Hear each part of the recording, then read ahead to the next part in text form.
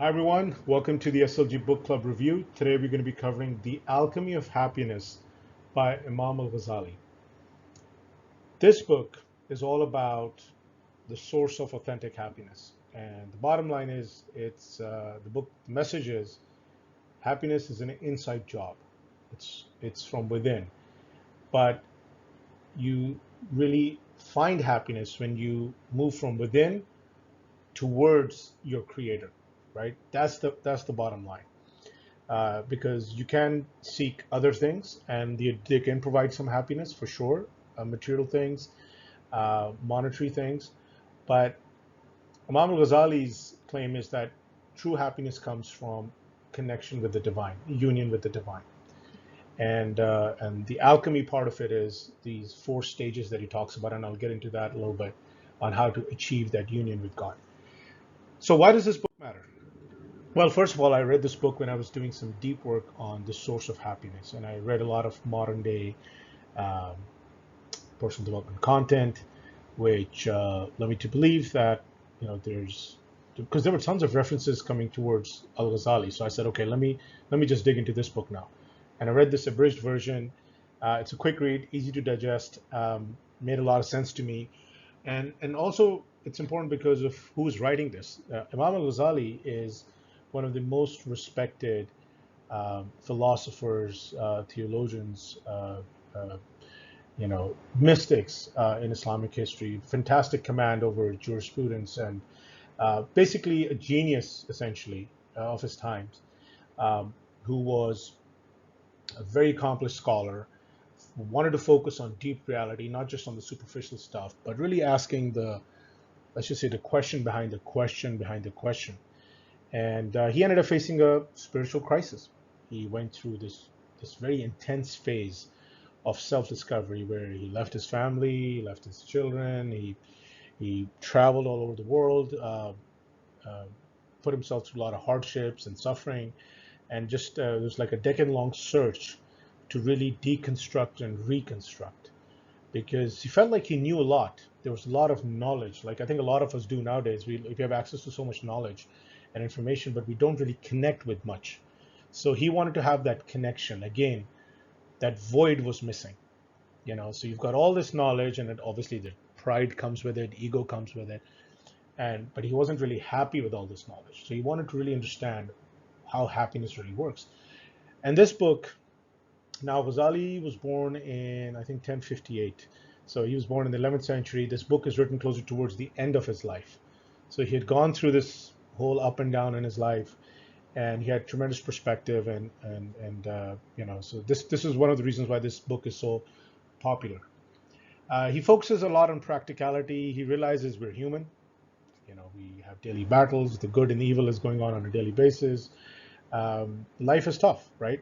And so we want to do things that make a difference, not things that are just for face value, because he himself is living proof that he has gone through that cycle, and it doesn't really fulfill that void. You got to do it the right way. He says the highest human goal is to be close to God. That's what drives our happiness.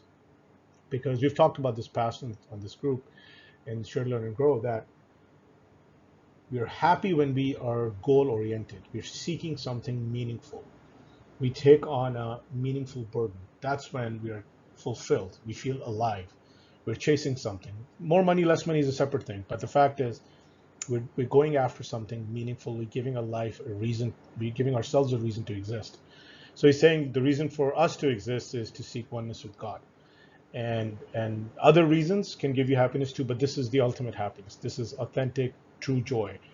Um, and he says how to get to that. You've got to go through these four stages of metamorphosis to evolve from a beast to an angel, an animal to an angel, or from the world towards God.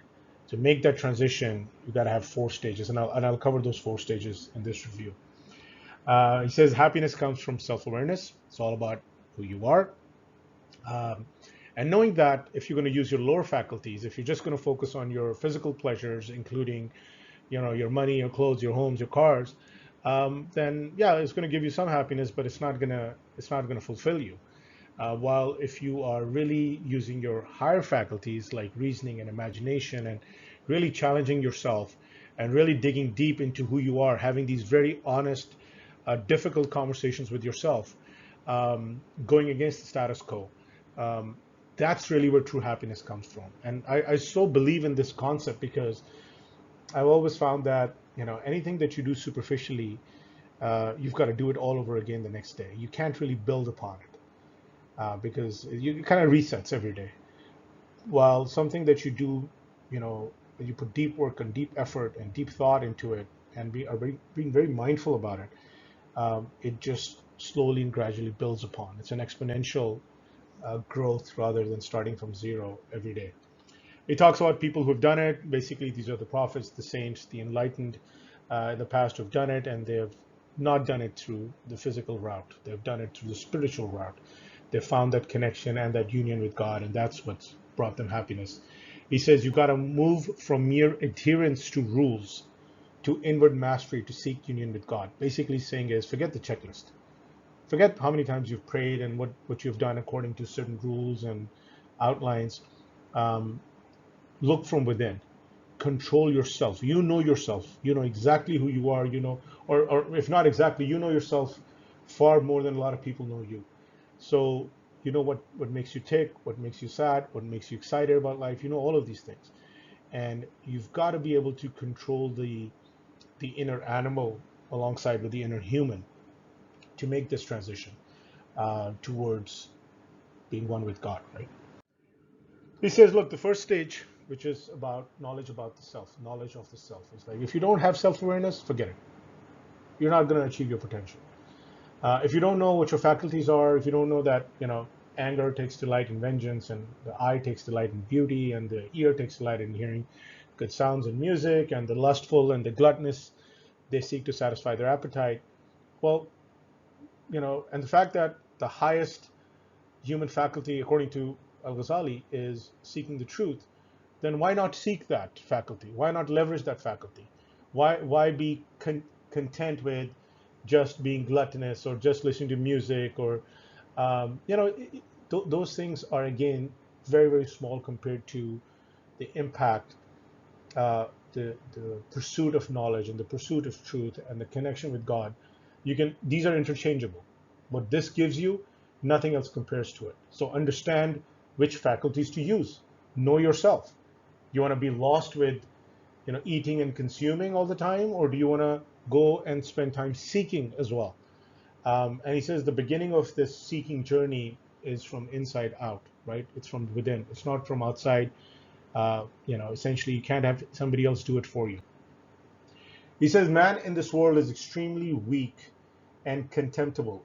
It is only in the next that he will be of value, if by means of the alchemy of happiness he rises from the rank of beasts to that of angels.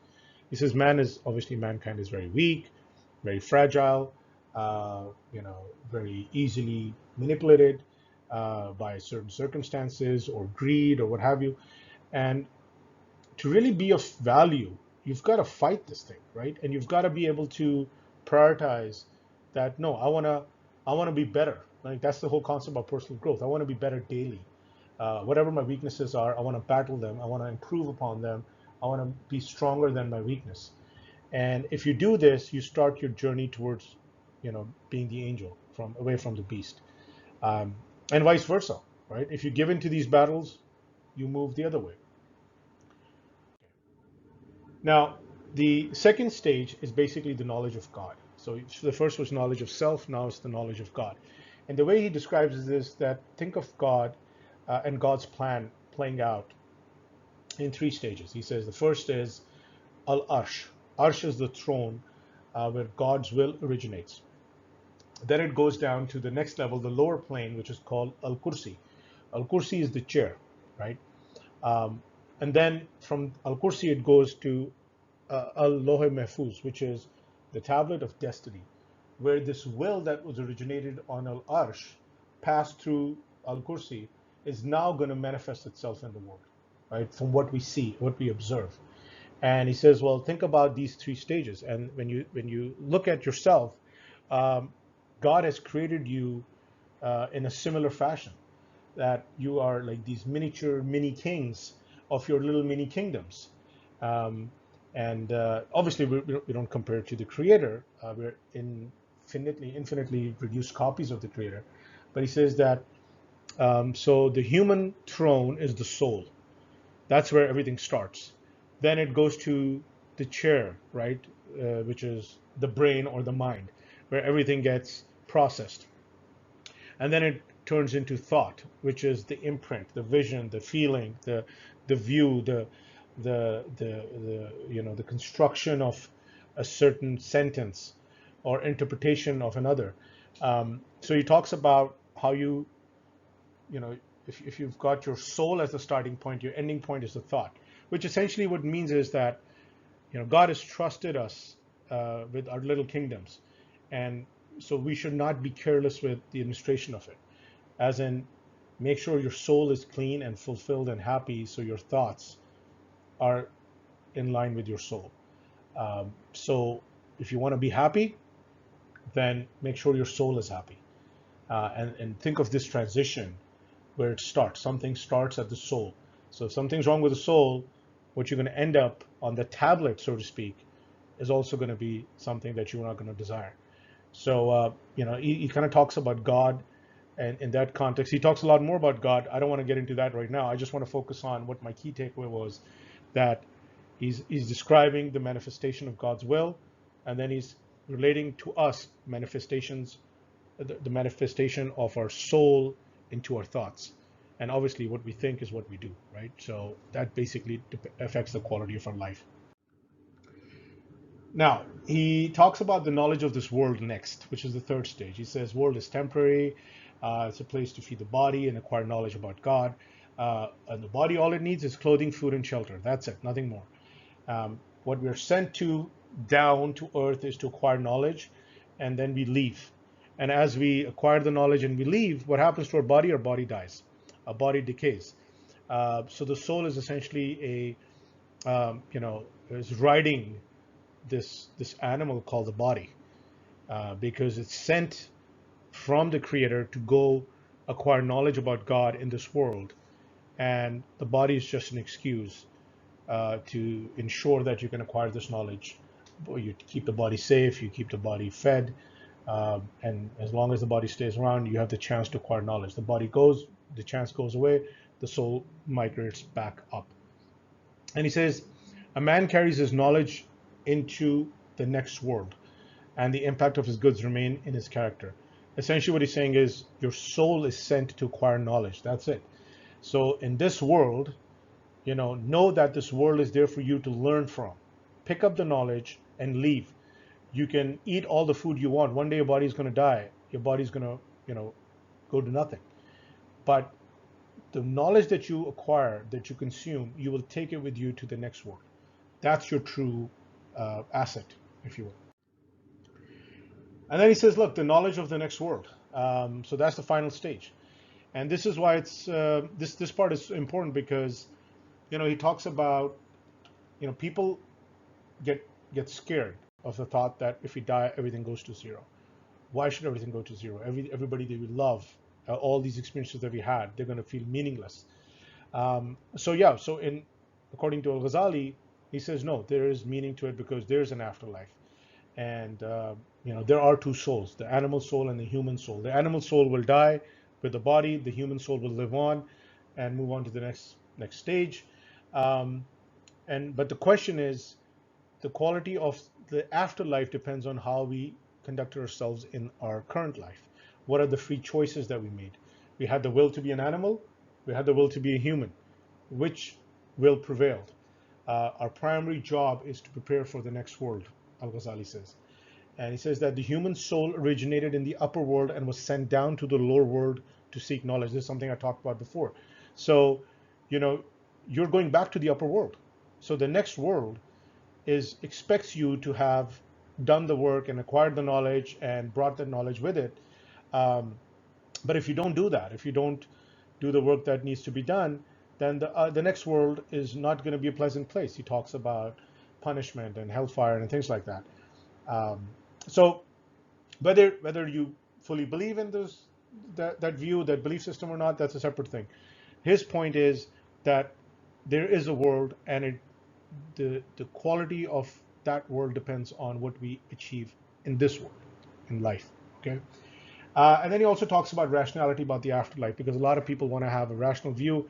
Ghazali was a practical person. He wanted to emphasize rationality over just blind faith. So in his view was, he said, look, if there's an afterlife and I do everything right in this life, then I stand to benefit. But if I do wrong in this life and there's an afterlife, then I stand to lose.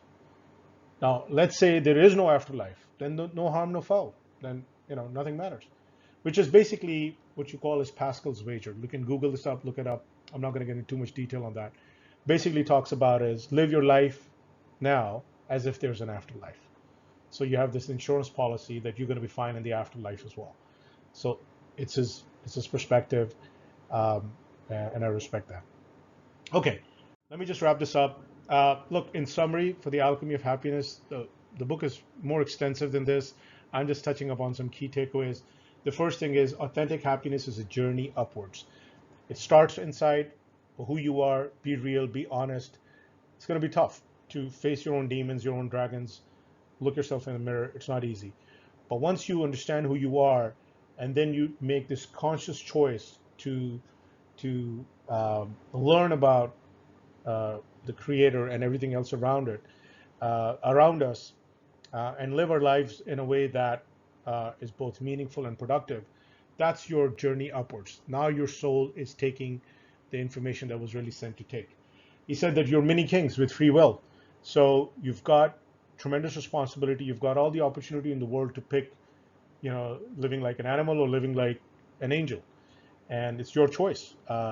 Take responsibility. You will be held accountable. So just know that your happiness is your responsibility, and you can do it. So it's a sense of both. It's good news, but it's also a warning that it's up to you. It's not up to somebody else, right? Then he says that look, if you have no awareness, you're not going to achieve any happiness. So all this talk about moving upwards and the soul moving here and there doesn't mean anything. If you don't know who you are, if you don't know who you're around, if you don't know the people you're hurting, the impact, positive or negative, that you have on other people's lives, forget it. You're not going to be able to achieve that happiness. And I think this is a key takeaway from this, because a lot of times, and I've talked about this in the group, a lot of people have this tendency to rewrite history because they don't like what they've done, so they want to just sort of pretend that this didn't happen, and they can come up with a new narrative. No, you've got to have awareness of what you did. You've got to have the guts and the courage to deal with it, and then move from there. And that's a very critical point. And then he says, look, don't overfeed, overprotect, and overprovide for your body. It's a temporary thing. It is only going to last a few decades. The real thing that matters is your soul. So shift your focus away from the monetary, from all the over planning, from like saving too much money or trying to make too much money and missing the plot, missing the time, not being in the moment. So he says it's all about being real and authentic with yourself and be in the now rather than over plan. So, avoid that if you want to be happy. And yeah, in the end, he says, look, afterlife is a rational thought, essentially. There's more to it than us just dying and going to zero, right? There's more behind it. There's accountability there. There's a next phase of our soul's existence, the human soul. Yeah, and so just know that the story has more chapters, and that, I think, puts a lot of people at calm, at peace. The existential crisis kind of dissipates a little bit, and that's why it's a key part of his metamorphosis, if you will. Look, I think end of the day, what do I take away from this book? It's really about one has to seek ethical perfection, right? And remain in this constant pursuit of knowledge. And if you do that, you give your life a lot of meaning. You've got to give your life a lot of purpose, both in the now and, if you believe in the afterlife, in the afterlife as well.